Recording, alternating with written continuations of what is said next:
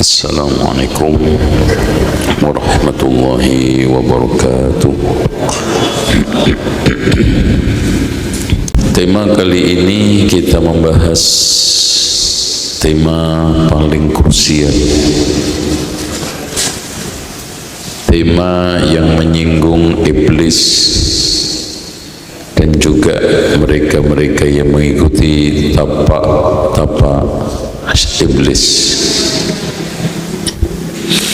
yaitu talbisu iblis fil ibadah. Kita uraikan per kalimat yang menjadi judul. Talbis itu kata Imam Ibnul Jauzi, dan ini adalah kitab terbaik yang membahas masalah talbisu iblis.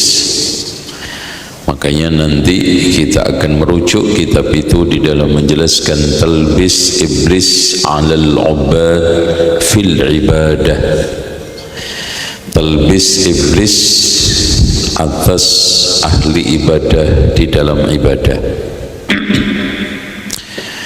Kata beliau, talbis itu idharul batil fi suratil haq, menampakkan kebatilan di dalam bentuk kebaikan dan kebenaran.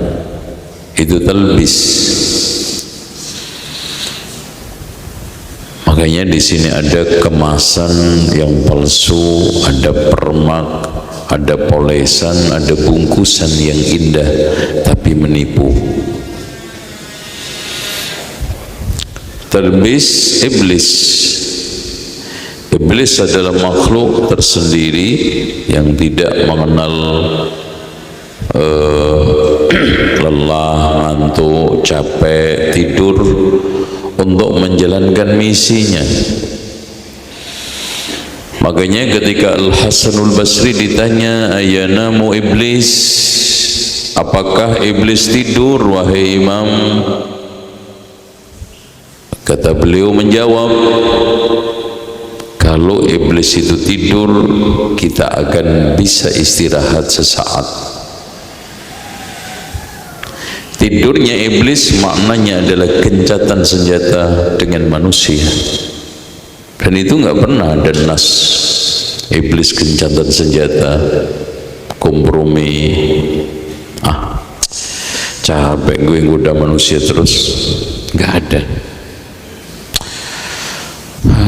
Allah, ya. Iblis itu mengeluh yang nyata-nyata secara tekstual itu cuma 2 kali. Ketika melihat hamba Allah wukuf di Arafah, dan ketika hamba Allah melihat hamba Allah sholat. Ketika mereka sholat, apalagi sujud, iblis mengatakan, ya wailah, celaka daya saya, umirtu bis sujud fa abaitu faliyan nar, aku diperintahkan oleh Allah sujud tapi menolak, maka bagiku neraka.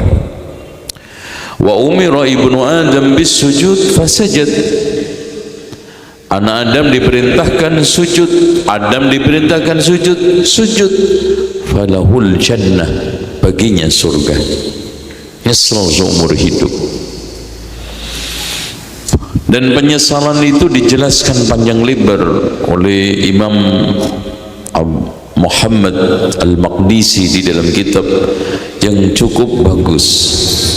Sampai hari ini belum pernah aku mendapatkan kitab yang sebaik itu, menjelaskan tentang tipu muslihat iblis bersama bala tentaranya kepada hamba Allah manusia, yang judulnya Masaibul Insan min Makaidis Syaitan, musibah manusia akibat tipu muslihat syaitan. Banyak musibah yang kita dapatkan dari syaitan, termasuk Nabi Ayyub alaihissalam menderita sakit berapa tahun? 18 tahun. Akibat apa? wadhkur abdana ayyuba idh nada rabbahu anni massani asyaitanu binusbin wa adab.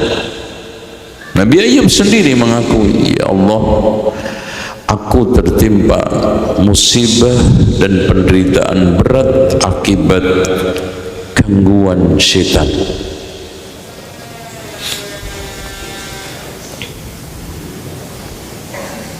Musibah rumah tangga sampai perceraian akibat dari tipu daya syaitan. Keluarga bertengkar, rebutan warisan harta akibat syaitan. Antara murid guru beradu berantem akibat syaitan. Pengurus organisasi pecah, pengurus masjid pecah.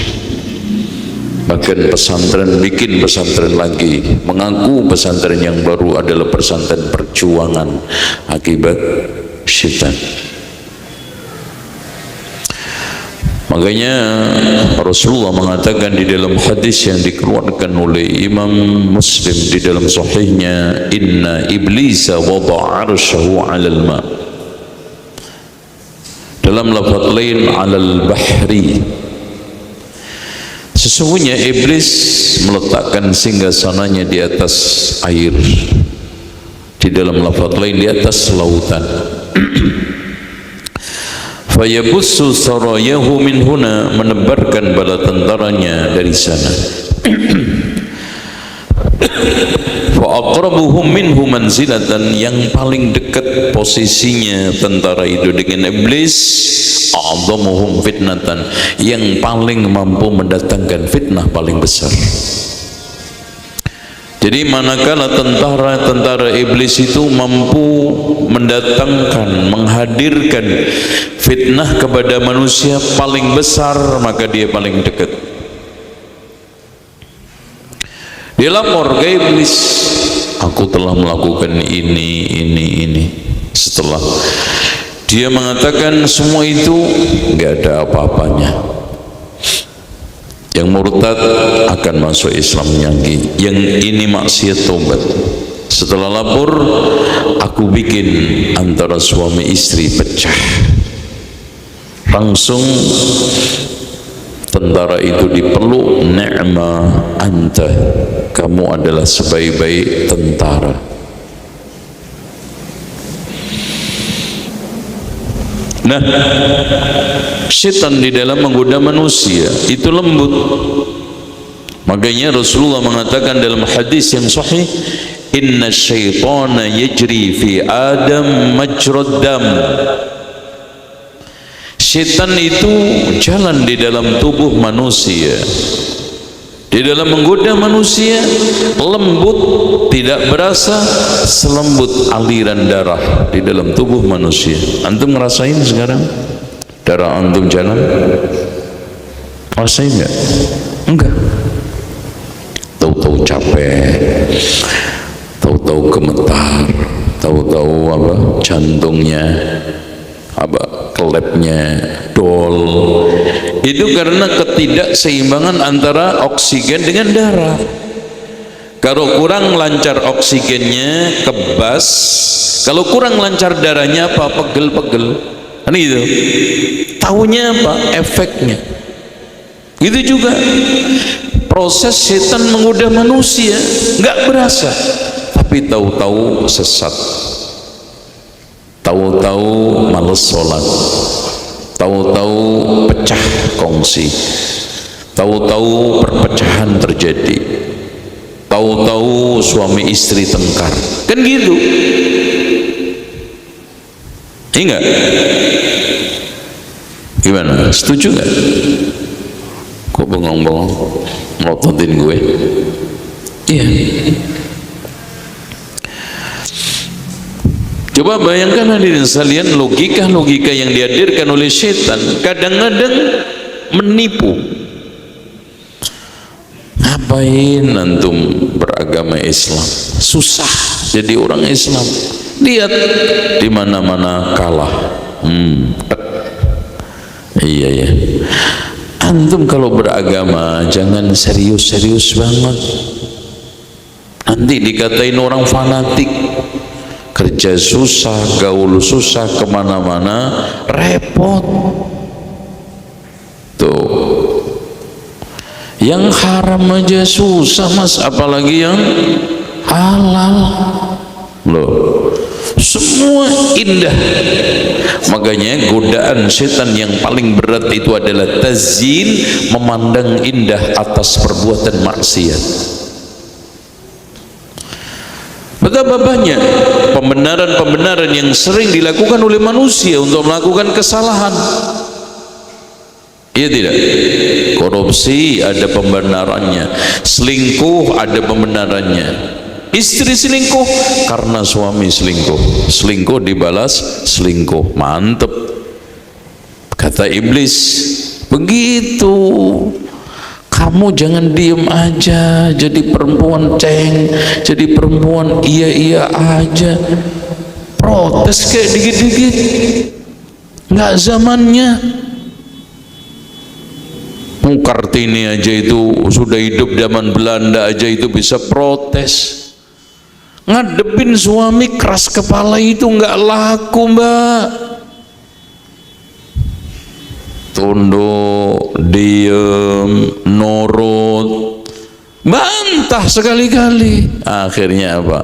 Mulai pinter ngeyel, talbis.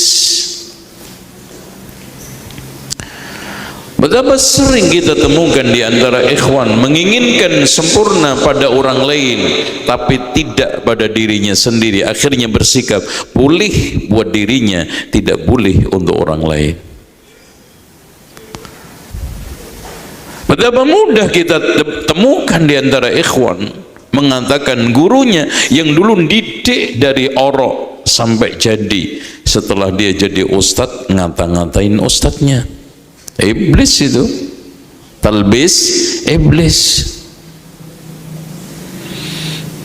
Ya, target iblis itu enggak jarang untuk bisa dibaca. Makanya kata para ulama betul, setan ketika ingin menyesatkan satu kesesatan dimukadimai dengan 100 kebaikan. Coba baik, ternyata satu dititipkan kesesatannya. Tuh.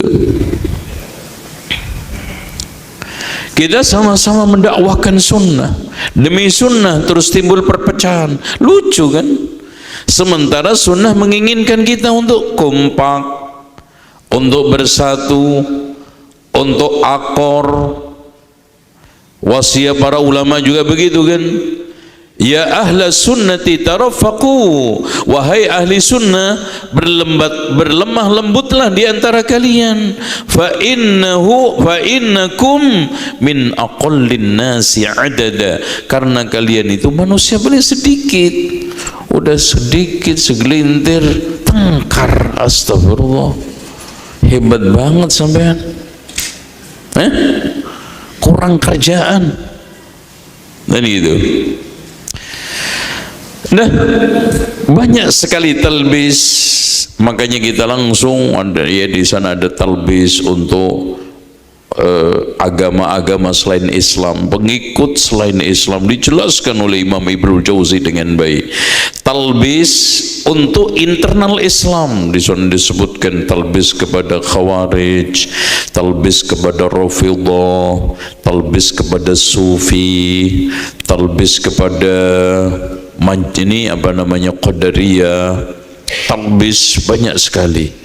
Bahkan talbis kepada ahlul hadis, talbis kepada fuqaha,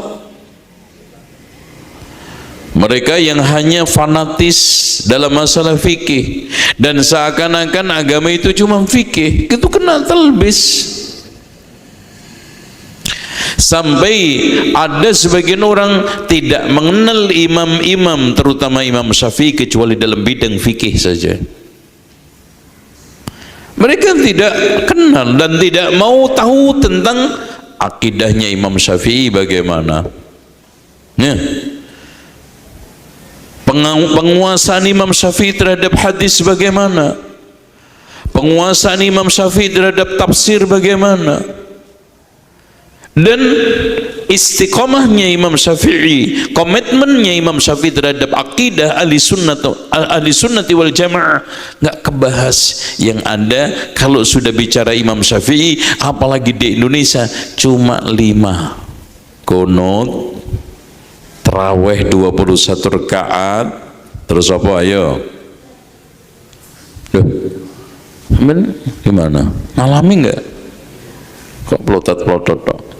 Qunut, salat, ya, tarawih, baca Fatihah, Bismillah, keras, terus, ayo.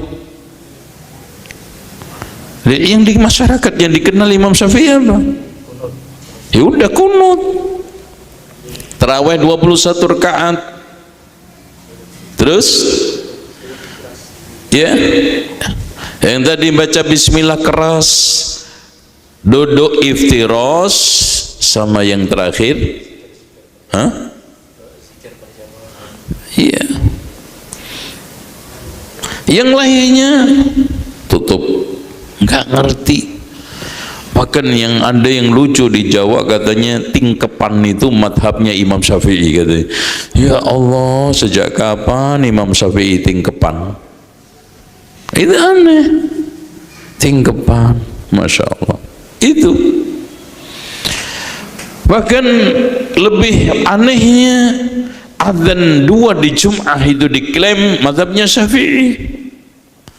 Coba baca di dalam kitab dia menjelaskan dengan api bahwa adzan yang kedua itu adalah sunnahnya Utsman, tetapi sunnahnya Rasulullah sallallahu alaihi wasallam habbu ilayya, lebih aku cintai.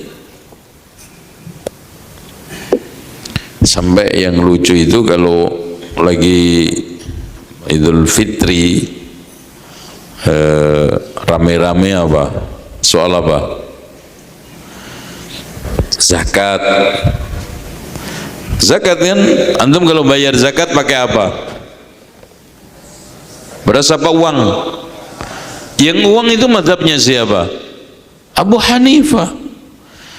Lucunya, ukurannya, cara bayarnya pakai Imam Abu Hanifah, takarannya pakai Imam Syafi'i. Supaya apa? Irit.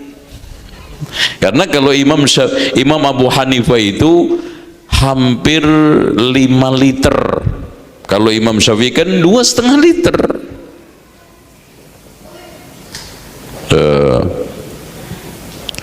Giliran korban pakai apa? Jualan kulit. Madhabnya siapa itu? Bukan Syafi'i. Beda. Oke. Ada yang juga talbis di dalam masalah-masalah kaitannya dengan sekian talbis adalah ibadah. Nah, kita mulai rinci. I'lam annal babal a'zam alladhi minhu madkhalu iblis 'alan nas huwal jahlu. Masya Allah. Ini Pak, pintu besar sebagai tempat masuknya iblis pada manusia adalah kebodohan. Bodoh itu pintu paling besar, gerbang masuknya iblis. Lihat apa? Bodoh. Apalagi bodohnya ngeyel, yang disebut oleh para ulama bodoh kuadrat, jahlun murakkab. Nah itu nggak ngerti ngeyel, nggak bisa jawab. Itu namanya apa? Jahlun murakkab. Dan bahayanya orang bodoh itu seperti yang dikatakan oleh Ali bin Abi Thalib, an-nasu a'da'u ma jahilu, manusia itu cenderung menjadi musuh apa yang tidak diketahui. Itu Pak bahayanya. Makanya kenapa banyak umat Islam sekarang memusuhi sunnah? Karena nggak tahu itu sunnah. Kenapa memusuhi ahli sunnah? Karena tidak tahu siapa itu ahli sunnah. Taunya ahli sunnah kan 5. 1 merokok, nah itu ahli sunnah. Makanya tanda-tandanya ahli sunnah: 1 merokok, 2 tidak melarang tradisi selamatan, 3 ziarah wali songo, 4 sholawatan, 5 apa? 5 apa? Ziarah wali songo. Itu ciri-ciri ahli sunnah. Ini ajaran aswaja. Aswaja. Itu asli wejangan Jawa. Tapi jangan dipotong ya.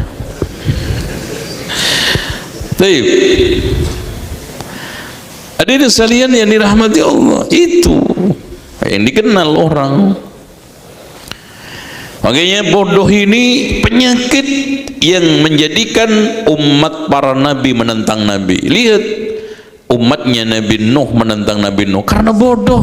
Cek aja ayat-ayat tentang perlakuan umatnya Nabi Nuh kepada Nabi Nuh, Nabi Ibrahim, Nabi Musa, termasuk juga Nabi Muhammad.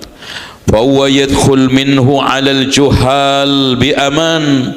Dengan demikian iblis masuk ke orang-orang bodoh untuk menyesatkan dengan aman, lancar jaya. Iya. Makanya yang ditakutkan oleh Rasulullah apa?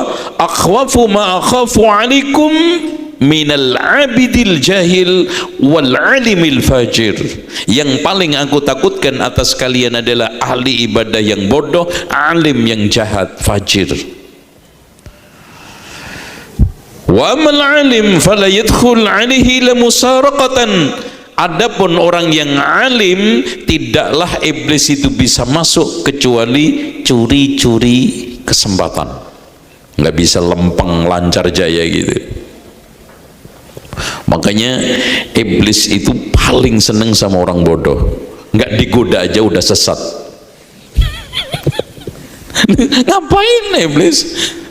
Makanya iblis itu paling seneng sama orang bodoh. Nggak usah susah-susah goda. Kata iblis, nggak gue godain aja udah sesat mas. Ngapain gue susah?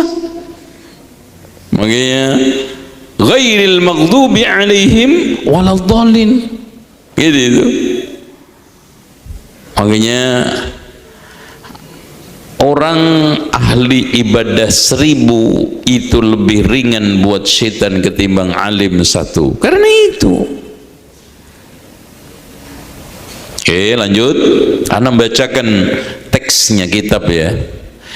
Waqad labbasa ala kathirin minal muta'abbidina likillati ilmihim. Banyak ahli ibadah yang kena talbis iblis karena lemahnya ilmu, karena sedikitnya ilmu. Makanya Pak, ketika iblis menggoda Abdul Qadir Jailani, Syekh Abdul Qadir Jailani, dengan menampakkan satu mendung di suasana terik matahari, tiba-tiba ada mendung, tiba-tiba adem, terus keluar suara, wahai Abdul Qadir Jailani, aku adalah Tuhanmu. Oh, sejak sekarang yang haram-haram untuk orang awam, khusus untuk kamu adalah halal. Kamu sudah sampai pada tingkatan tertentu. Apa katanya? Syekh Abdul Qadir Jailani, ikhsa ya adu Allah, minggat wahai musuh Allah.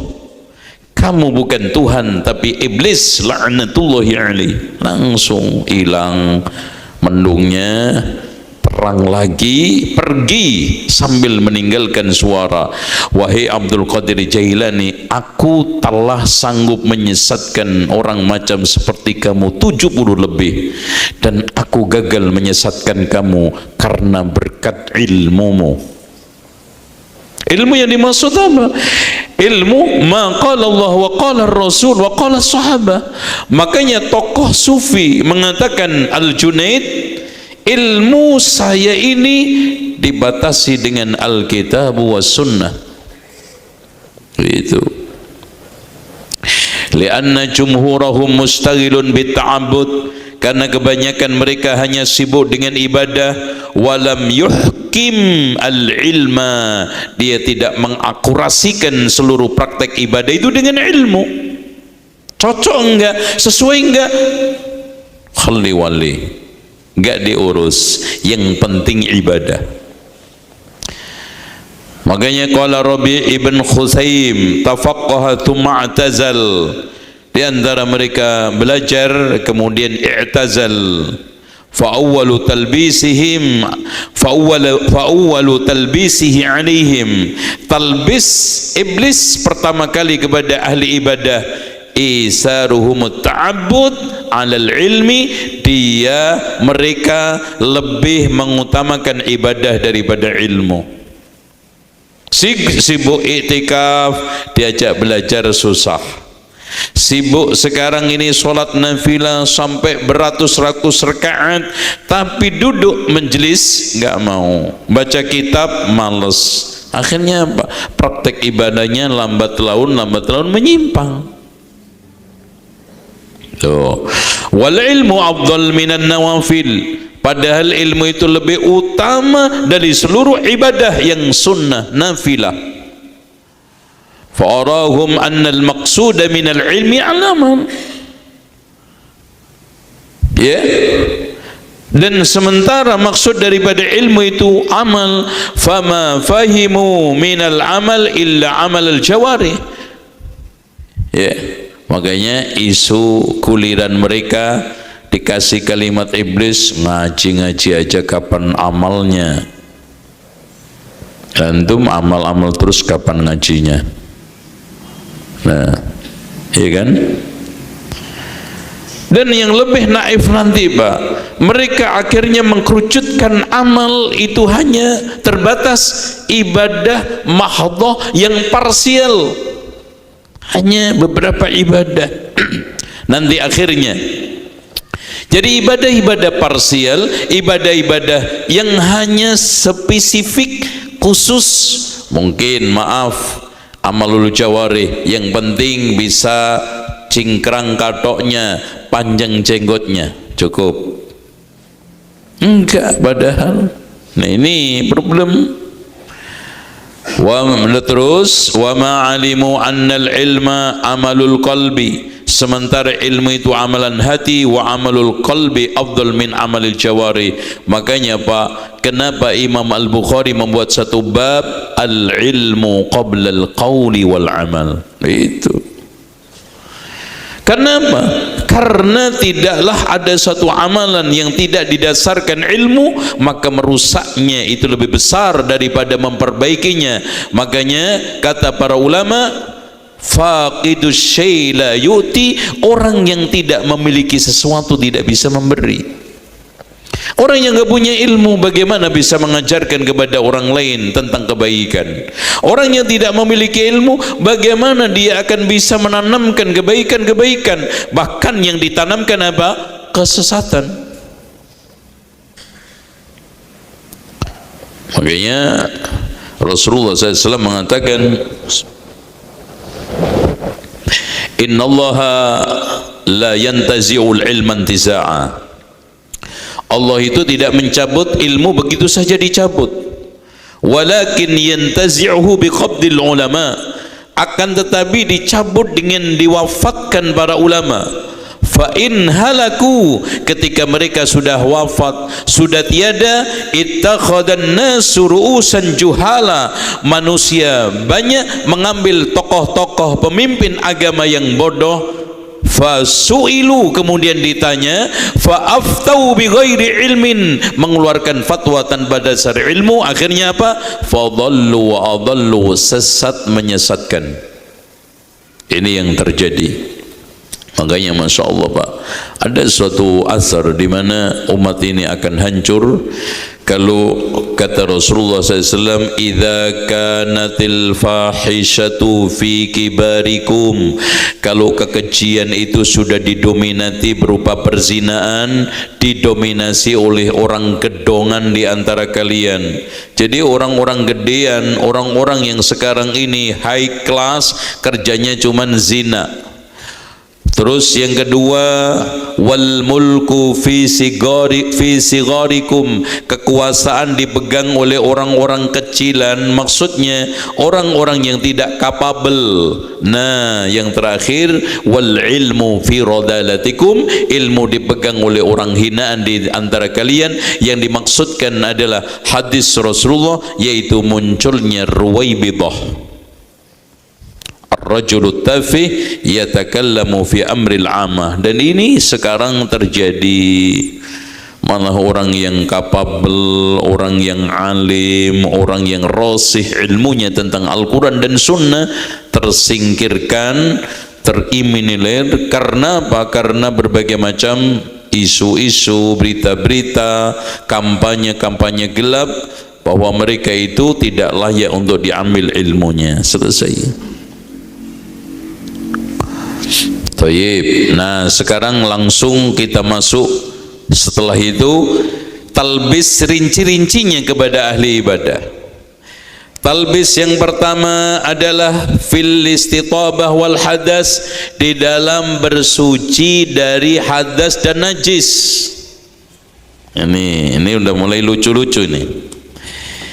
Annahu ya'muruhum bitulil muksi fil khala, ada di antara mereka diperintahkan untuk lama-lama di toilet supaya bersih. Akhirnya apa? Talbisnya supaya nggak bosen namanya toilet sambil ngerokok. Itu talbis paling berat. Makanya kenapa merokok itu paling nikmat di WC, yang kedua setelah makan pedes. Itu tuh, bener nggak? Kok kayaknya mencurigakan ini? Nggak mau menceritakan pengalaman ya? Iya. Kenapa? Kenapa? Padahal rata-rata semua orang itu kalau mau masukkan ke mulut barang sesuatu itu menjauh dari toilet. Kenapa? Giliran ngerokok malah cari toilet. Alasannya ternyata sama-sama expired ketika keluar dari pabrik. Anda cek rokok, ada nggak expirednya? Ada. Coba bungkus rokok cek, masa expired? Nggak ada, karena sejak dibikin udah beracun. Gimana nulis expirednya? Susah. Rokok pabriknya sendiri salah kalau ngasih masa expired sampai tahun 2025, nggak ada. Langsung dari sejak keluar apa? Expired. Beracun. Sama kotoran antum, langsung anyar expired, beracun. Makanya ketemu sedep itu. Tapi ya itulah, memang nasihatin satu ini memang berat, paling berat, paling ngeyel. Pak, kenapa ngerokok Pak? Ya miskin, ngerokok miskin Mas. Nggak bisa jadi orang kaya. Ya udah lanjut. Ya, sampai kiainya pun ditanya, Pak Kiai kenapa ngerokok? Lah saya ini kalau nggak ngerokok nggak bisa jadi kiai. Nah repot juga. Saya itu dengan ngerokok sambil baca buku itu bisa beribu-ribu lembar. Kalau nggak ngerokok Mas baru 5 lembar aja ngantuk. Oh bener nih, soheh berarti. Itu soheh, logis kan gitu. Kalau nggak ngerokok cuman 10 lembar, kalau ngerokok sampai 1 buku habis kali majelis, soheh nggak? Soheh. Itu makanya itu. Cuman kadang-kadang salah baca karena apa? Ketutup asap. Itu. Yeah. Makanya fatwanya juga keliru.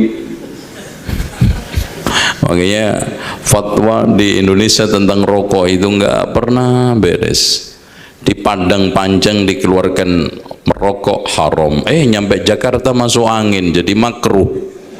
Berarti nyampe Surabaya halal, sampai Kendari halalan thayyibah. Makin ke timur makin masuk angin. Ini ya Allah, udah terserahlah.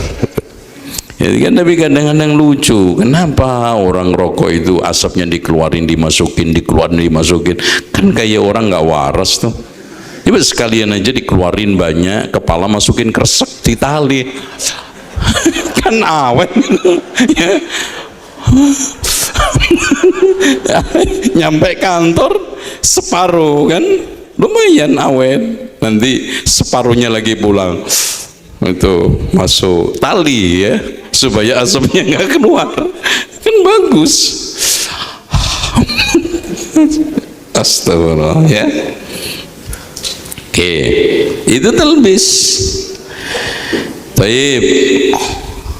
Wa innama yanbaghi wa fil qala wa dzalika yu'dhi al-kabid. Padahal terlalu lama duduk di toilet itu bisa merusak apa? Kabid.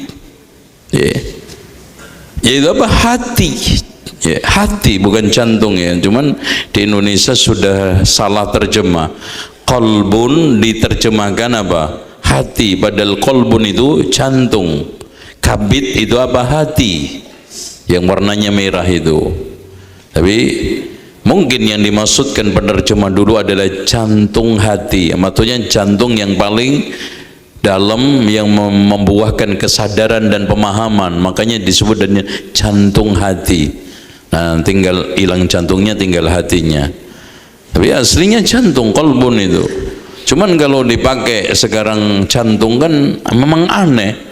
Pesan anak antum ke Jakarta, nak jantung-jantung ya, jangan sampai nanti melakukan aneh-aneh di Jakarta. Apa maksudnya, Pak? Maksudnya hati-hati. Dirubah jadi jantung-jantung, kan lucu juga. Lanjut, wa fihim wa innama yanbaghi an yakuna bimiqdar. Masuk toilet cukup. Wa fihim man yaqumu fayamshi wa yatanahna. Saking hati-hatinya di dalam masalah najis, sudah keluar dari toilet pun merasa, wah jangan-jangan keluar. Akhirnya kurang tuntas. Untuk apa? Supaya tuntas. Wa yarfa qadaman wa yahtu ukhra. Bahkan lompat-lompat supaya apa? Kencingnya tuntas, tidak nyangkut di dalam. Jadi jalannya lucu kadang-kadang, lompat-lompat ya. Wa indahu annahu yastanqi bihadza wa kullama zada fi hadza nazala al-baul. Dia mereka meyakini ketika melakukan gerakan-gerakan itu semua, kencing itu akan keluar secara tuntas. Wa bayanu hadza anna al-ma' yurshah ila al-matana wa yastami fiha fa idza tahayya al-insan lil baul kharaja majtama. Ya. Padahal yang namanya kencing, Pak, air kencing itu semua turun ke kandung kemih. Udah disimpan di situ, nggak mungkin bocor. Antum nggak usah ngurusin klepnya, itu udah otomatis dari Allah. Nanti kalau antum buka ketika kencing, itu udah otomatis refleks keluar. Kalau antum sekarang selesai nutup, jadi nggak usah was-was. Wah, kayaknya perasaannya, akhirnya apa? Muwaswis. Wa minhum man yuhassin lahu isti'malil ma'il katsir.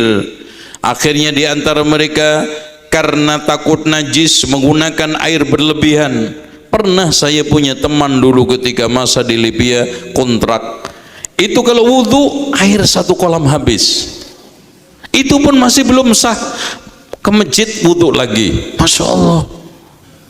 Coba bayangin. Makanya ada cerita orang was-was wudu di kolam was-was, wah ketetesan, mustamal, batal lagi. Wudu di pancuran, wah nempel tangannya di pancuran, mustamal lagi. Sampai di sungai, sampai di lautan, mati di lautan kejebur gara-gara was-was. Kan lucu. Wa innama yujzi'u ba'da zawalil 'ain 7 marratin ala ashaddil madahib. Ya. Padahal kotoran itu cukup dibasuh 1-2 kali. Paling banyak di antara para ulama ada yang mengharuskan 7 kali cukup. Di sini sampai berkali-kali. wa in ista'mal al-ahjar fi ma lam yata'adda al-makhraj ajzau thalathatu ahjar. Andaikan dia membersihkan dengan batu, cukup 3 batu. Idza anqa min bihinna wa man lam yaqna bima qana bihi syara' fa huwa mubtadi'un syar'an la muttabi'. Siapa yang tidak puas dengan ketetapan syariat, maka dia mubtadi', la muttabi'. Ini gitu. Ini baik. Sekarang talbis mereka dalam masalah wudu. Minhum man labasa 'anin fi niyyah fatarau yaqul. Ada yang kena talbis dalam masalah niat. Ya, nawaitu wudu'a. Itu sampai diulang-ulang. Waduh, belum sah lagi. Nawaitu. Padahal sudah sampai siku-siku wudunya. Masih nawaitu. Li raf'il hadasil asghari fardhan lillahi ta'ala thumma yaqulu astabihu as-salah thumma yu'idu fayaqulu arfa'ul hadas wa sababu hadha talbis al-jahlu bisyar'i. Talbis ini muncul kenapa? Karena kebodohan mereka terhadap tata cara syariat di dalam wudu dan niat. Li'anna niyata bil qalbi, niat itu cukup di hati, la bil lafaz, tidak di lafaz. Fatakalluful lafzi amrun la yahtaju ilaihi, memaksa-maksakan lafaz itu tidak mendatangkan satu amr la yahtaju ilaihi, tidak dibutuhkan. Thumma la bima'na tikraril lafaz. Coba nawaitu, coba berkali-kali Pak. Nawaitu wudu'a, tapi hati antum mandi. Ada yang nawaitu wudu'a tapi mandi. Mana yang benar? Ya prakteknya. Dan ketika antum habis cuno berhubungan suami istri, itu pasti ada perasaan nanti kalau mau sholat mandi udah niat. Ketika masuk antum ada perasaan apa? Saya mau mandi junub bukan mandi biasa. Udah. Yang lucu lagi, ada orang sahur sudah makan 2 piring baru mau niat. Coba bayangin, Pak, antum 2 piring tadi niatnya ngapain? Enggak mas, tadi ngimpi. Masya Allah, baru sadar sekarang. Nawaitu sauma ghadin an adai pardi sahri. Oh, pardi sama sahri disebut terus ya. Itu. Wah, apalagi nama tetangga masjid pardi. Wah, nama sampean jadi masyhur. Kenapa? Tiap hari disebut di masjid pardi. Ya, nawaitu sauma ghadin. Ya, ghadin baca ghadin, ghad itu dal, itu besok. Ghad dal. Jadi apa? Makan siang. Berarti saya niat besok makan siang, batal bosone sampean ini gitu. Aduh, parah. Udah gitu pardi sama syahri lagi tadi. Cukup. Makanya Imam Al-Ghazali sendiri di dalam kitab Al-Wajiz itu mengatakan, bahkan kita baca ketika anak dialog dulu ya di Batam, Imam Al-Ghazali itu mengatakan niat itu fil qalbi la fil lisan. Niat itu di hati, dalam kitab Al-Wajiz, tidak di lisan. Katanya dalilnya niat di lisan itu, Rasulullah pernah datang ke salah satu istrinya kan, kemudian minta mencari makanan, tidak ada. Apa kata Rasulullah? Idzan fa'ana shaim, kalau memang begitu saya puasa. Itu katanya dalil melafadzkan niat. Itu menegaskan kepada manusia, bukan kepada Allah. Sementara niat itu untuk siapa? Allah. Tuh. Wa minhum man yulabbis 'alaihi bin nadhar fil ma'il mutawaddi fayaqulu min aina laka hadha tahir. Sampai ada yang memeriksa airnya apakah suci atau tidak. Nah, jangan-jangan meriksanya pakai mikroskop. Wa minhum man yulabbisu 'alaihi bi kasrati isti'malil ma'.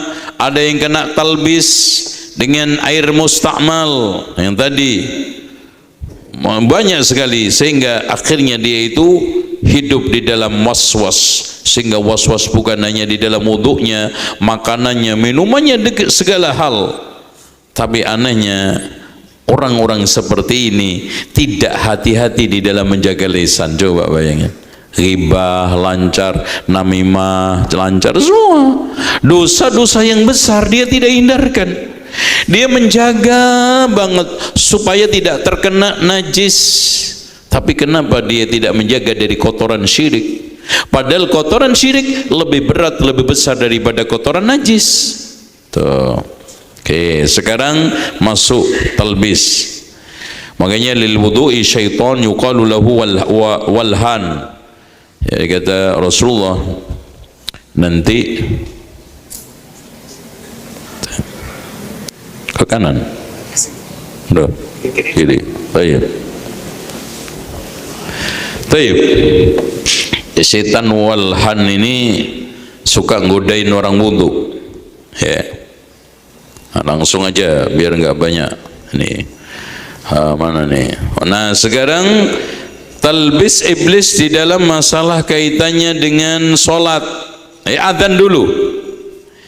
Di antara sekian talbis iblis di dalam adzan, kata Ibnu Jauzi, min dzalika at-talhinu fil adzan, berlagu di dalam adzan, bernyanyi di dalam adzan. Waqad karihahu Malik Ibnu Anas wa ghairuhu minal ulama'i karahiyatan syadidatan, itu dibenci sangat, li'annahu yukhrijuhu an mawdu'it ta'zim ila musyabahatil ghina, karena keluar dari pengagungan kepada apa? Nyanyian.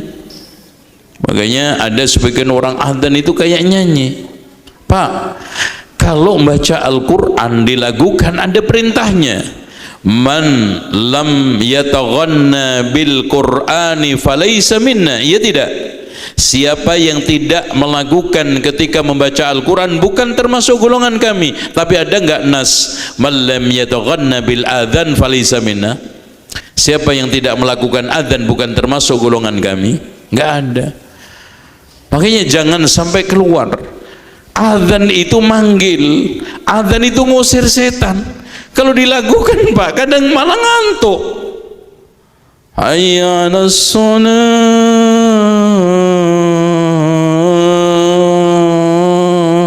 sampai hilang lafaz aslinya. Ini ngomong apa itu? Ya, adzan panggilan untuk memanggil. Allahu Akbar, Allahu Akbar. Udah. Ya.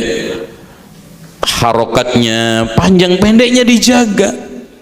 Jangan keluar daripada asal dari panggilan itu, yaitu untuk memanggil, mengagungkan. Makanya jawabannya Allahumma rabba hadhihi da'wati tamah.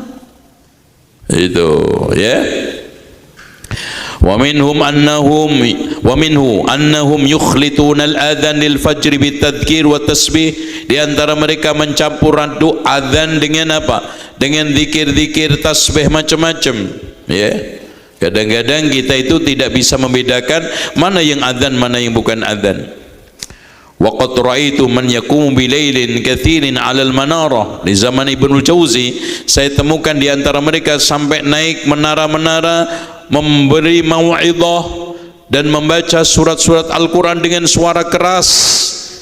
Fayamna'un nasa min naumihim, akhirnya mengganggu tidur orang. Wa yakhlid 'alal mutahajjidin, dan mengganggu, mengacaukan bacaan orang yang sedang tahajud.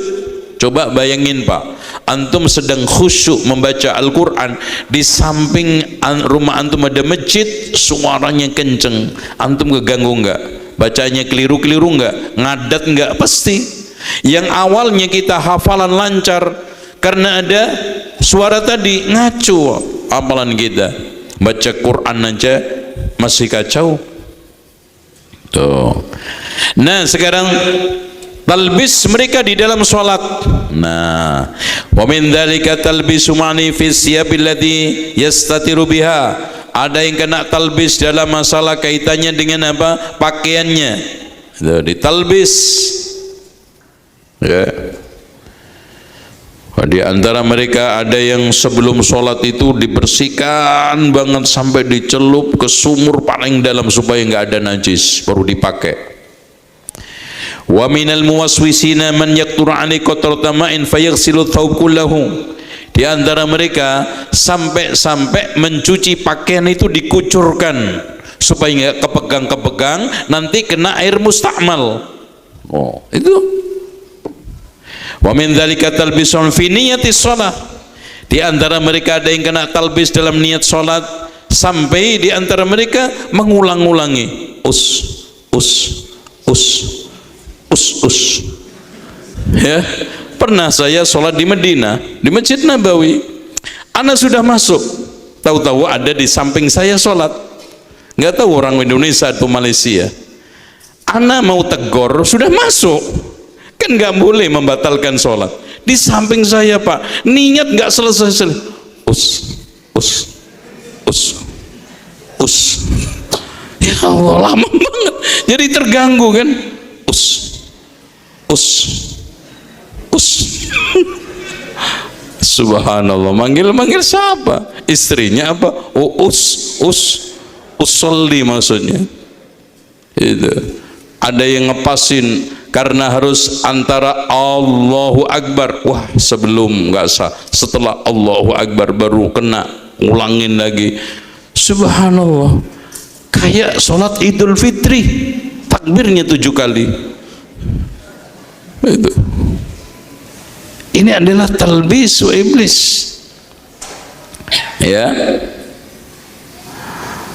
Terus wa minal muwaswis man yahlib billaila kaburat ghairu hadil marrah wa fi man yahlib bil khuruj min mali bitolak. Ya, ini semua adalah kaitannya dengan talbis iblis di dalam masalah kaitannya. Wa alam annal waswasa fi niyatis shalah sababuha khabalun fil aqli. Waswas di dalam salat adalah khabal, ada sesuatu gangguan di akal, wa jahlun bisyar'i, dan kebodohan terhadap syariat. Wa ma'lumun anna man dakhala 'ali 'alimun faqama 'ali faluqala nawaitu an antasiba qa'iman ta'dhiman lidukhul hadzal 'alim li ajli ilmihi muqbilan 'ali biwajhi suffatan fi 'aqlihi li anna hadza qad tasawwara fi dhihnihi mutra'al 'alim. Ya, gini Pak, antum kenapa harus melafadzkan usolli fardhu dhuhri? Sejak zaman dahulu zuhur itu wajib, nggak perlu antum ucapin fardhu dhuhri. Emang ada zuhur sunnah? Fardhu dhuhri arba rakaatin, mana ada zuhur 5 rakaat? Nggak udah disebutin. Antum sholat zuhur 2 rakaat nggak sah, 5 rakaat nggak sah. Fardhu dhuhri arba rakaatin mustaqbil kiblah. Ente mau ngadep kemana? Seandainya ngadep utara, meskipun mustaqbil kiblah, sah nggak antum sholat? Nggak sah. Ini udah ngadep kiblat, mustaqbil kiblah, makmuman. Ya Allah, anak kecil juga tahu di belakang itu makmum, belakang makmum, depan imam. Udah automatically orang itu kalau di depan nggak usah niat-niat, udah imam, dan belakang makmum, nggak usah lagi disebutin sof yang kedua. Hari Senin tanggal 25 Rabiul Awal tahun 1445 di Mekah, depan Ka'bah pas, Allahu Akbar. Ya sekalian biar malaikat nyatetnya lengkap kan gitu, nggak lupa. Mana udah tegesin ya tanggalnya, tahunnya, jamnya. Capek sendiri antum. Cukup Pak, bahkan para ulama sudah memberikan arahan niat di dalam hati ketika antum masuk sholat duhur lillahi ta'ala, sudah selesai. Niat antum ketika ada adzan Allahu Akbar jam 12 zuhur, itu berangkat dari rumah sudah ada niat tidak bahwa saya bukan sholat asar tapi zuhur? Semua. Terus Terus kemudian ketika nginjak masjid, kemudian wudhu, lalu antum sholat rawatib, masuk bersama imam, udah zuhur. Jangan sampai tadi kayak orang sudah persiapan di rumah, bahkan mandi, ambil kunci motor, pakai motor, sudah jauh-jauh sholat rawatib, baru niat. Antum tadi makan 2 piring, niatnya apa? Setelah makan 2 piring, Pak sebentar ya, ana mau niat. Nawaitu sawma ghadin an adai fardi syahri ramadana hadhihi sanati fardhan lillahi ta'ala.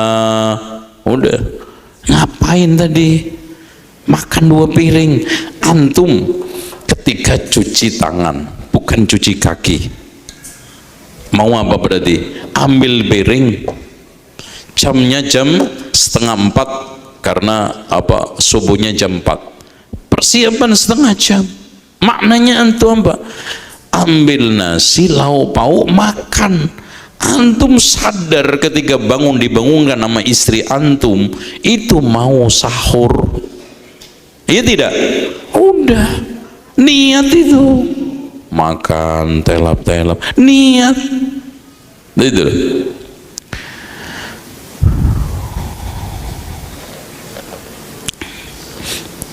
Terus lanjut. Nah ini, wa minal muwaswisin man idza sahhat lahu niyya wa kabbara dhahala an baqi salatin ka'anna al maqsud min as-salati takbiri faqat. Ada sebagian orang yang was-was. Jadi seakan-akan fokus sholat itu sukses masuk sholat dengan takbir Allahu Akbar, lupa rakaat berapa tadi. Ini sholat apa ini? Coba kalau jadi imam, coba kalau sholat sendirian, hilang itu. Untung aja jadi makmum, masih disadarkan oleh imam. Itu. Wa minal muwaswisina man tasihhu lahu takbir khalfal imam wa qad baqiya min ar-rak'ah yasir fayastaftih wa yasta'id fayarka'ul imam. Yang lucu, ada orang yang was-was lama sekali gak masuk-masuk, imam sudah mau ruku, baca takbiratul ihram, fatihah, surat, sampai imam itu bangun lagi dari ruku. Sah nggak sholatnya? Rusak. Coba bayangin, karena takut, wah dia sholatnya belum baca iftitah, belum baca fatihah, belum sholat, nggak sah lagi. Masuk lagi sama imam, terlambat lagi, akhirnya rusak sholatnya tanpa dia sadari. Waqad kuntu usalli wara'a syekhina Abi Bakar ad-Dinwari al-faqih fi zamani sabah fara'ani maratan af'alu hadha faqala ya bunayya innal fuqaha ikhtalafu fi qira'atil Fatihah khalfal imam wa lam yakhtalif anna al-istiftah sunnah fastaghil bil wajib wa da'i sunnah. Coba ikhwan, bagi orang yang tadi menyempurnakan iftitah, fatihah, surat sampai ketinggalan imam ruku, iftitah sunnah tidak? Sunnah. Ngikutin imam wajib tidak? Wajib. Bahkan membaca fatihah di belakang imam, ada nggak khilaf di antara para ulama? Ada. Kenapa antum rela ketinggalan ruku yang itu sepakat mengikuti innama ju'ilal imamu liyutamma bihi wajib? Antum kejar yang tidak jelas tadi. Makanya ketika siapapun makmum mendapati imam ruku meskipun belum membaca al-fatihah. Kenapa? Karena li fawatil mahal, karena tidak menemukan tempat untuk membaca al-fatihah itu. Apalagi man adrakar ruku'a ma'al imam faqad adrakas shalah. Siapa yang menemukan ruku' bersama imam maka telah menemukan al-Fatihah. Wa man waqad labbasa iblisu ala qaumin fataru katsiran minas sunan liwaqi'atin waqa'at lahum wa minhum man kana yata'akhkhar 'anis safil awwal wa yaqulu inna ma arada qurba qulub wa minhum man lam yadha' ala yadin fi salatihi wa qalu aqrah an udhhira minal khusyu' ma laysa fil qalbi. ada di antara mereka kena talbisul iblis, lambat dari saf yang pertama.